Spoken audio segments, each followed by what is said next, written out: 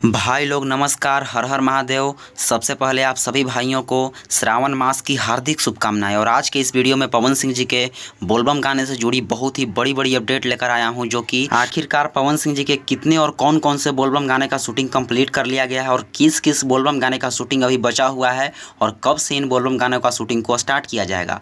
पूरी जानकारी अपडेट लेकर आया हूँ और कब रिलीज किया जाएगा पहला बोलबम सॉन्ग, वो भी आप सभी को इस वीडियो में बताऊँगा।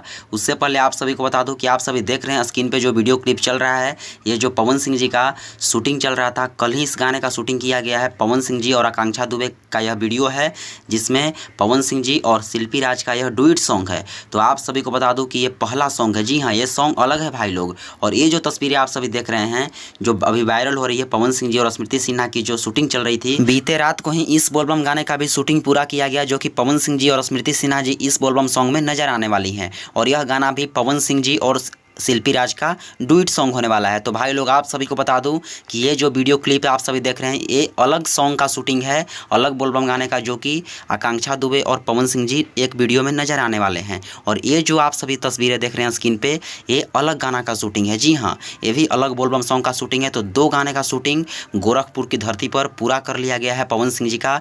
और आज रात को पवन सिंह जी अपने तीसरे बोलबम सॉन्ग का शूटिंग स्टार्ट करेंगे। जी हाँ, और जो बोलबम गाने का शूटिंग आज स्टार्ट होने वाला है, वो बोलबम भी बहुत ही तबाही मचाने वाला है भाई लोग। बहुत ही बवाल सॉन्ग होने वाला है।